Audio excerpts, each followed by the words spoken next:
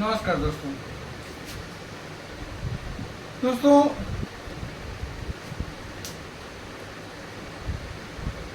मैं बहुत बड़ा ज्ञानी तो नहीं,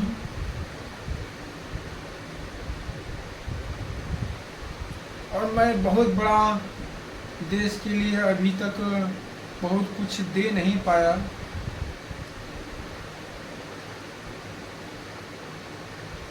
इस देश का एक नागरिक होने के नाते यह मेरी इच्छा है, मैं यह करना चाहता हूँ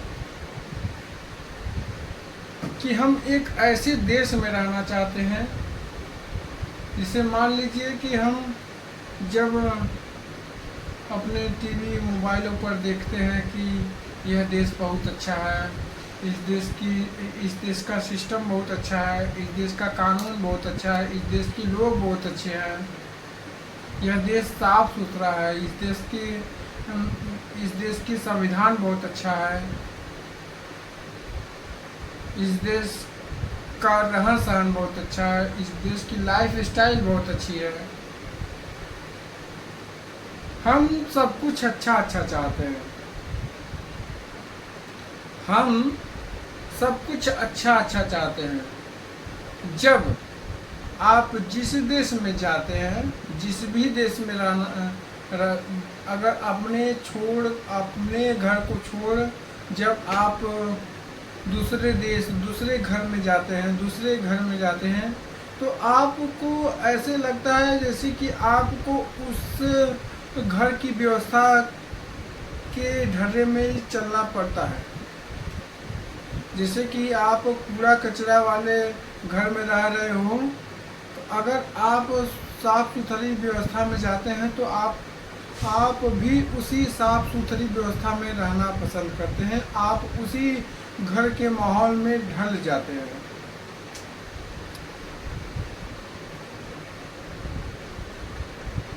सभी को अच्छा लगता है कि हमारा भी देश एक विकसित भारत बने, हमारा भी देश एक अच्छा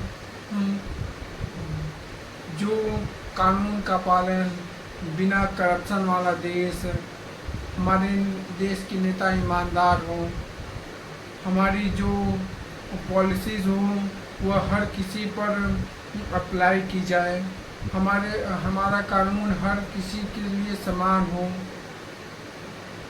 बिना किसी करप्शन के, बिना किसी भ्रष्टाचार के। कोई पुल रोड जो भी निर्माण किया जा रहा हो बिना किसी करप्शन के हो, बिना किसी भेदभाव के चीज़ों में एक समान किया जाए। यहाँ क्या है, यहाँ सारी चीज़ें उल्टी हैं। हम चाहते हैं कि हमने जैसा बोला है वैसा हो जाए हमारा देश बिना करप्शन के हो, हमारा देश भाईचारा को बढ़ाता रहे, हमारा देश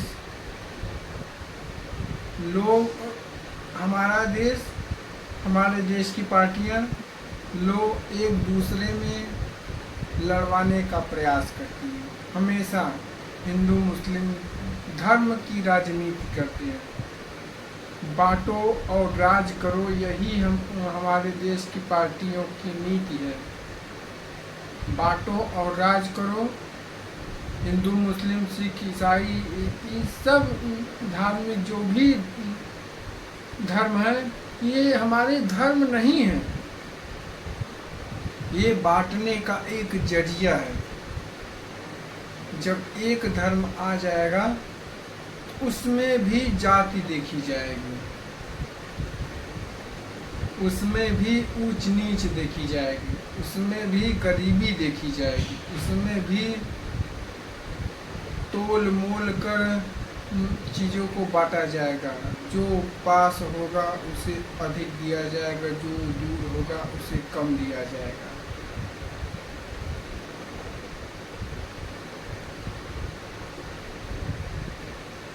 ये जितने भी धार्मिक चीज़ें हैं, ये जितने भी धर्म हैं,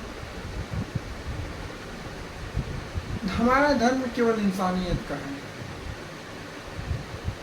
इंसानियत ही हमारा केवल सबसे बड़ा धर्म है। जितने भी धर्म हैं, चाहे जो भी धर्म है, सब में खून है, सभी इंसानों में खून है, सभी इंसानों का खून लाल है, सभी चमड़े हर किसी के बराबर है, किसी में कोई फर्क नहीं है। राजनीति ने देश को बांट रखा है। वोटों के लिए, सत्ता के लिए आपको एक दूसरे से लड़वाते रहते हैं। जो भी जनता के पैसे हैं उसका उपयोग अपने लिए ही करते रहते हैं। जो जनता में बांटना है वो जनता के हकों को मानने का हमेशा प्रयास किया जाता है। हम एक ऐसे देश का निर्माण करना चाहते हैं जहाँ पर शिक्षा हो, रोजगार हो, खेलों के संसाधन हो, अपने आवाज़ को पहुँचाने का हक हो। यहाँ लोगों के आवाज़ दबा दिए जाते हैं बलपूर्वक। यहाँ लोगों के आवाज़ दबा दिए जाते हैं बलपूर्वक, और यहाँ लोगों की हक को मार लिया जाता है पद के द्वारा।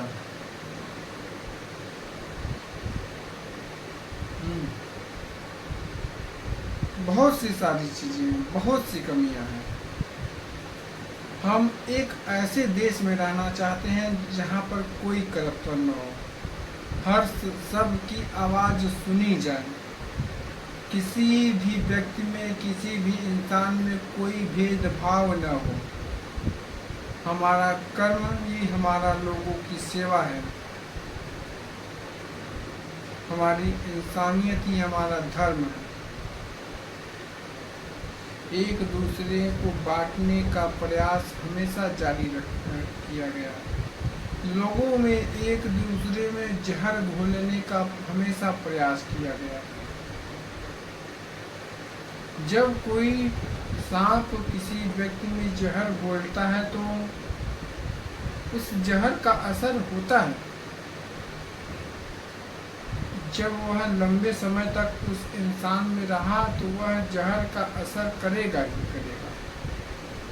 तो यह जरूरी है, हमारा कर्तव्य है कि हमारा केवल एक ही धर्म है कि वह इंसानियत का, और हमारा एक ही कर्म है लोगों की सहायता करना,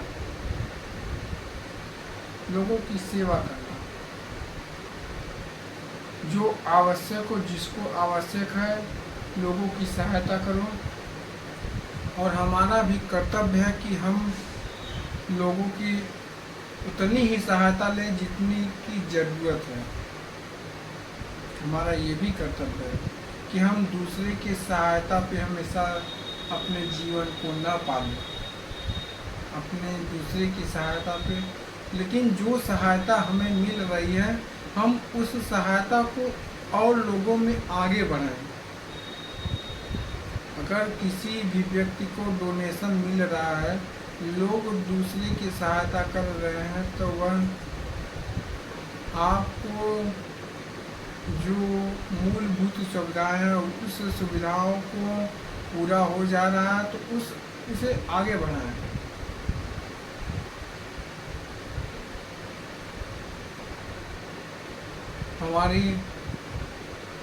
हम सब एक भाई बहन है, हमारा सब एक परिवार है, हमारा देश एक पूरा परिवार है। लोग एक दूसरे में बट जा रहे हैं। ऐसे चुनावी समय में ऐसे नारे लगते हैं कि बटोगे तो कटोगे। चुनावी समय में ऐसे नारे लग रहे हैं कि हिंदू खतरे में है, ऐसे नारे लग रहे हैं कि मुस्लिम खतरे में है, ये खतरे में है, वो खतरे में है। ऐसे नारे लग रहे हैं कि गर्व करो हम हिंदू हैं, गर्व करो हम मुस्लिम हैं, इसमें लड़ाई हो जा रही है। अरे गर्व करो कि हम एक हमें भगवान ने, हमें ईश्वर ने एक इंसान बनाया है। हमारा केवल एक भगवान है। आप उसे चाहे जिस रूप में उसकी आराधना करो, पूजा करो। हमारी लड़ाई इसी में हो रही है।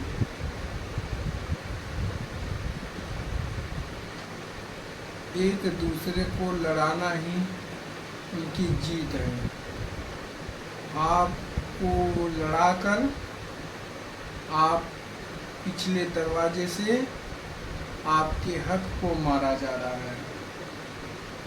अगर आपने अपने हक की आवाज़ भी उठाई तो उसे दबा दिया जा रहा है।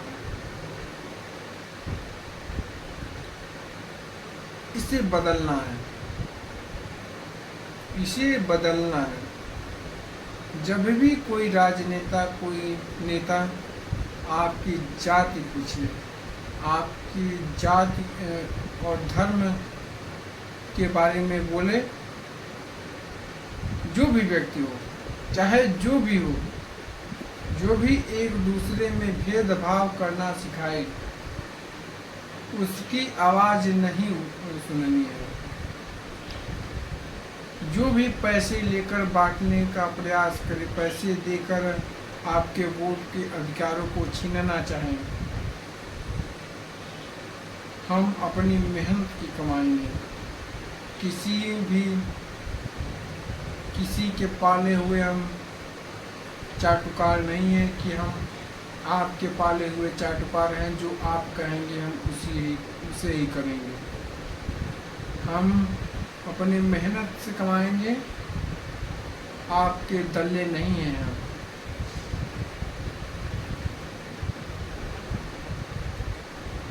बहुत सी सारी कमियां हैं। जो मूल चीज़ें हैं कि हमारे संविधान ने हमें हक दिया हमारी आवाज़ को उठाने के लिए, लेकिन उस आवाज़ को दबाने के लिए बल का प्रयोग किया गया।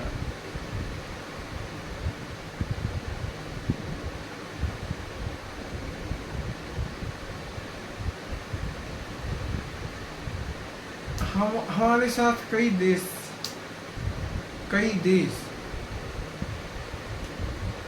आज़ाद हुए। हमारा पड़ोसी चाइना भी हमारे साथ ही आज़ाद हुआ।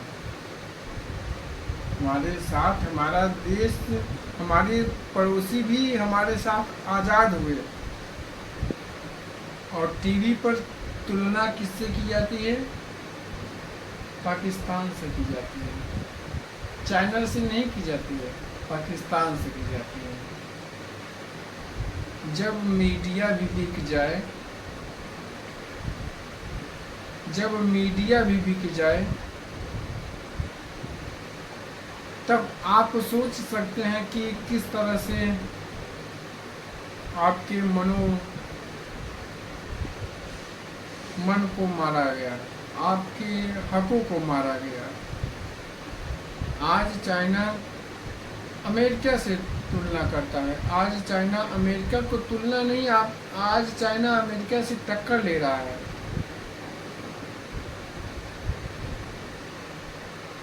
वह दिखाता कम है, बताता कम है उसमें काबिलियत, उसमें क्षमता बहुत अधिक।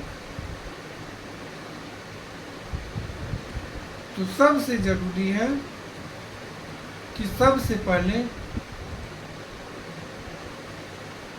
लोगों की जो मूलभूत सुविधाएं हैं वो किसी न किसी पूरी होती रहे, पूरी करनी आवश्यक है। तब वह किसी विकास की बात करेगा। बस पहले के ज़माने में था कि रोटी कपड़ा मकान। पहले के ज़माने में था कि ये तीन चीज़ें, रोटी कपड़ा मकान आवश्यक है। लेकिन जिस मकान में आप रह रहे हैं उसमें बिजली है कि नहीं है, ये भी तो एक मूल सुविधाएं हैं। जब मूल सुविधाएं ही नहीं रहेंगी, आपके घर में बिजली आ रही है और उसे किस रेट पे दिया जाए, किस दर पे दिया जा रहा है, आपसे बिना पूछे स्मार्ट मीटर लगा दिया जा रहा है, आपसे बिना पूछे मीटर चेंज कर दिया जा रहा है।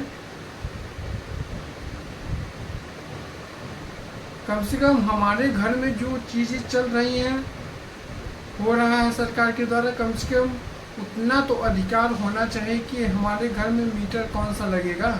हमें इतना भी अधिकार नहीं कि अगर सरकार कंपनियों से बिक जाए तो हमारा तो हक बनता है कि हम स्मार्ट मीटर लगाना चाहते हैं कि नॉर्मल मीटर लगाना चाहते हैं कि हम मीटर ही नहीं लगाना चाहते हैं। हमारा इतना हक तो है कि सरकार बिक जाए तो हमारा भी तो हक बनता है कि हम किस तरह का मीटर लगाना चाहते हैं। हमारा क्या इतना भी अधिकार नहीं है? जाने आने के लिए पेट्रोल डीजल आवश्यक है, परिवहन आवश्यक है।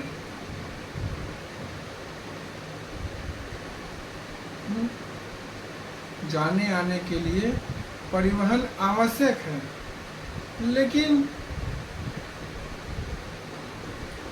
डीजल पेट्रोल का दाम ही हम इतना बढ़ा देंगे कि तुम जाओ पैदल, जाओ खरीद लो। अभी तक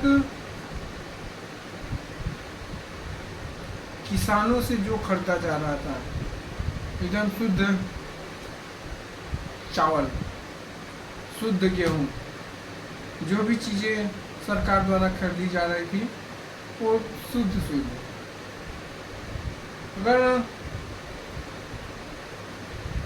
किसान भी उसमें 20% कंकड़ मिला के दे तो कैसा लगेगा? आप 20% पेट्रोल में एथेनॉल मिला के दे रहे हैं, हम 20% कंकड़ मिला के देंगे। 80 किलो गेहूँ होगा, 20 किलो कंकड़ होगा।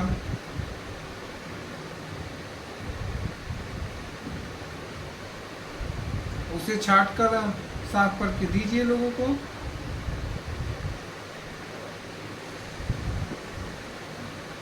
एथेनॉल से गाड़ियां खराब हो रही हैं, सरकार ये मानने को तैयार नहीं कि एथेनॉल से गाड़ियां खराब हो रही हैं।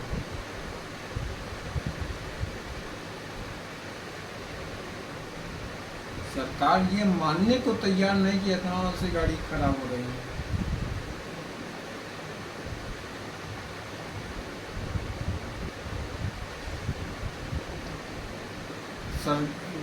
बस हमारा जैसे कि हम जब बाहरी देशों के नदियाँ, पहाड़, झरने देखते हैं, साफ सुथरी हवा देखते हैं, पीने का स्वच्छ पानी देखते हैं, अपने अधिकार प्राप्त करना जानते हैं, तो हम इस देश में भी इतना तो हमारा हक बनता ही है कि हम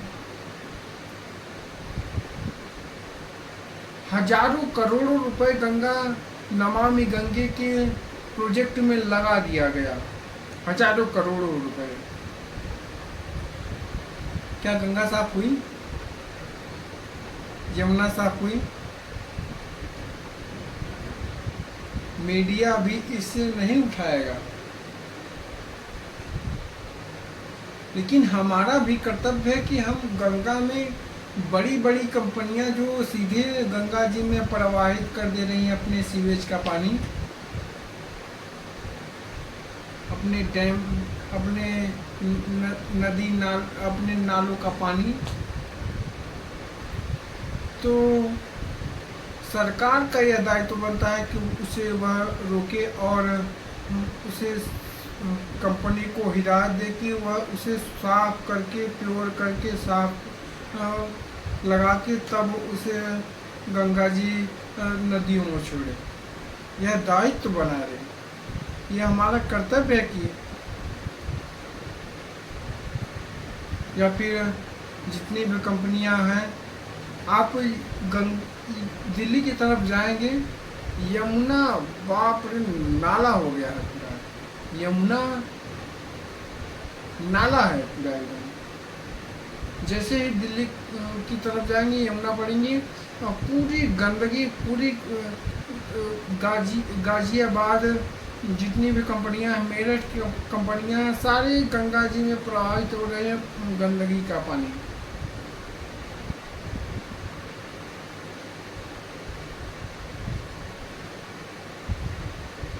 तो कम से कम इतना तो कर सकती है सरकार कि उस पर रोक लगाए, जो भी नदी नाले हैं उस पर तो रोक लगाए सरकार।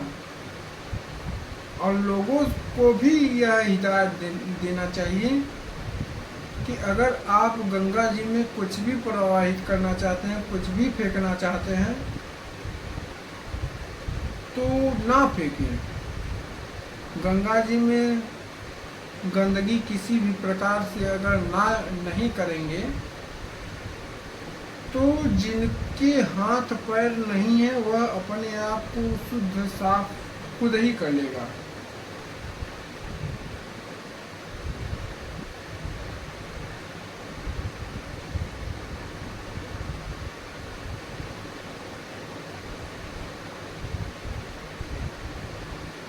देखते हैं, अपने प्रोग्राम को आगे बढ़ाते हैं। अभी के लिए इतना ही। जय हिंद, जय भारत।